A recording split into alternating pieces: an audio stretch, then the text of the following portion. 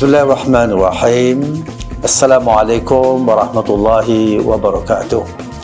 Alhamdulillah, hari ini kita meraihkan 20 tahun perjalanan InScan dalam membangun dan memperkasa usahawan Malaysia.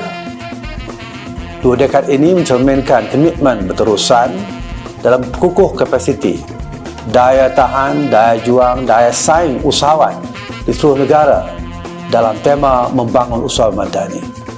InScan bukan sekadar pelaksana program latihan, tetapi rakan strategik yang menyokong perjalanan usahawan dari peringkat permulaan hinggalah ke fasa perskalaan perniagaan. Sepanjang tempoh ini, pelbagai transformasi telah dilaksanakan bagi memastikan pendekatan yang lebih berstruktur, relevan dan berimpak. Lembaga Amanah InScan sentiasa memastikan setiap inisiatif yang digerakkan selaras dengan mandat nasional serta memberikan impak nilai sebenar kepada usahawan dan ekonomi negara dalam kerangka Dasar Keusahawanan Nasional 2030.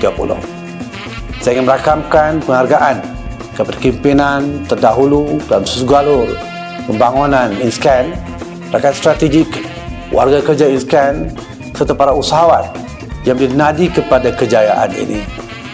Seiring perjalanan masa, InScan akan terus memperkukuh tadbir urus dan strategi agar kekal relevan dalam landscape keusahawanan yang semakin dinamik, dan dalam hal itu juga kita berangka reformasi agenda pembangunan InScan 2026-2030 atau ringkasnya RAPI 2026-2030. Tahun 20 tahun ini merupakan satu legasi dan masa depan adalah komitmen kita bersama.